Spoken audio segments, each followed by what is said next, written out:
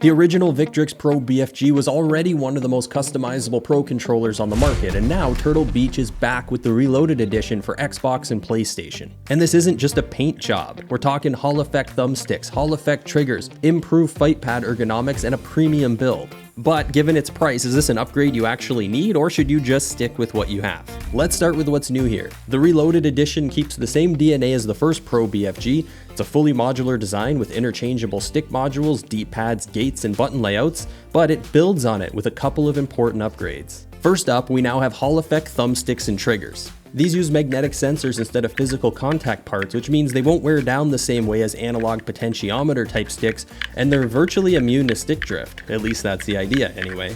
That's a huge win for long-term reliability and precision. It's something that should be standard on any premium or pro level controller, and it was missing on the original Pro BFG, although they did release Hall Effect stick modules later, but you had to pay extra for them. Next up, the Fight Pad module got a subtle but meaningful redesign. The button placement's been tweaked for better wrist comfort and quicker access, which I think fighting game fans will likely appreciate, especially after long sessions. And of course, it's still got all the modular goodness that made the original Pro BFG so good. 3 swappable modules, a bunch of interchangeable components, and support for multiple stick heights, D-pad styles, and gate shapes. This is still the Swiss Army knife of controllers, but with a bit of a sharper blade this time around. In terms of build quality and size, the Reloaded's the same as the original, which is a good thing, but according to Turtle Beach, the Reloaded's a little bit lighter, and that's weird because according to my scale, that's not true. Either Turtle Beach is lying to me or it's time to get a new scale. Now let's talk about how it actually feels in game. Those Hall Effect sticks are buttery smooth. The motion feels consistent, dead zones are practically non-existent, and I can't notice any micro stutter when I'm lining up a headshot in an FPS game. They also feel like they give just the right amount of resistance. It's not too loose and it's not too stiff. But with all that said, it's not all sunshine and rainbows, because the circularity test shows higher average errors than what I expect from Hall Effect sticks. For comparison, Turtle Beach's own Stealth Ultra controller outputs an average error of only 1.4% in this test. Hall Effect triggers are a big deal. With traditional triggers, over time, you can start to notice a slight change in the way they feel due to wear and tear. That shouldn't be an issue here, although to be fair, I can't fully test it because I haven't had it that long. But the idea is that crisp and accurate feeling should stay that way even after months or even years of use. And if you're into shooters, the hair trigger mode with adjustable stops lets you go from full analog pull for racing games down to ultra short throw for rapid firing in seconds. There's actually 5 separate trigger positions you can set here, and with some practice, you can even do it mid-game on the fly, because the clutch buttons are in an easy-to-reach position on the back. The Fight Pad module on here deserves a special mention. The buttons are powered by KO micro switches, so you get that satisfying mechanical click, short actuation distance, and very consistent response. Fighting game combos feel awesome with these, and even basic stuff like navigating menus is more enjoyable with these kinds of switches. It's kind of like bringing a mechanical keyboard feel to your controller, and I'm all for it. In fact, I wish they used these micro switches in the ABXY buttons as well. Across different games, from tight platforming in Ori to high-speed drifting in Forza, the controller's ergonomics feel natural. The grip sits snugly in your hands, the back buttons are positioned perfectly for quick taps, and fatigue just doesn't really seem to be an issue.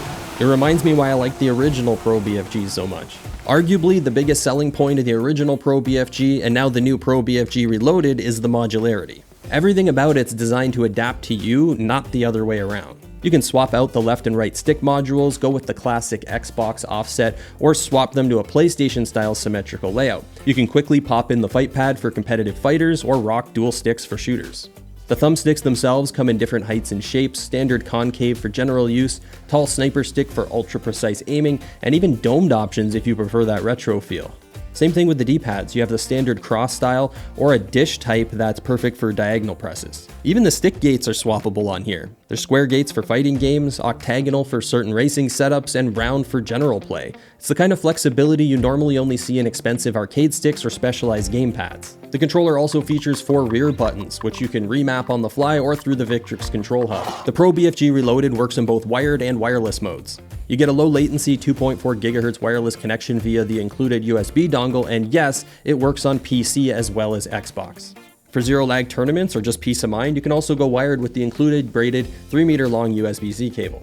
Battery life solid, up to 20 hours on a single charge. That's not really mind-blowing, but I think it's reasonable given the fast wireless performance, and I've never gamed longer than 20 straight hours at a time, so I can't really imagine that's going to be an issue. The controller ships in a sturdy carrying case with foam cutouts for your modules and accessories, so swapping setups between tournaments or when you're over at a friend's house or something is going to be super easy. Overall, this thing checks all the right boxes for a pro controller, but if there's one thing that might make people think twice, it's going to be the price. It's a little bit pricier than the original Pro BFG, and it's more expensive than the Microsoft Elite Series 2. On one hand, you're getting Hall effect sticks and triggers right out of the box, something that you just don't get with a whole lot of controllers. You're also getting extreme modularity, great ergonomics, and a premium case. On the other hand, if you already own the original Pro BFG, the differences might not justify a full upgrade unless stick drift or trigger wear is already an issue for you. For new buyers though, especially competitive gamers, I think this is an extremely compelling option even at its current price point.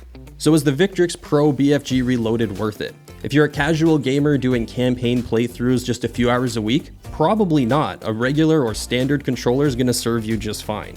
But if you're serious about competitive play, or if you want a controller that you can tailor exactly to how you game, then this is one of the most versatile and future-proof options you can buy right now. The Hall effect components are a big plus, the fight pad feels awesome, and the modular design means it can adapt to pretty much any game genre you want to throw at it. It's not cheap, but then again, neither's replacing a worn out controller every year. Alright guys, that's going to be it for this one. Drop a comment below and tell us what you think about this new Victrix Pro BFG Reloaded controller. If you found this video helpful, give it a thumbs up and get subscribed for more content, and we'll see you soon.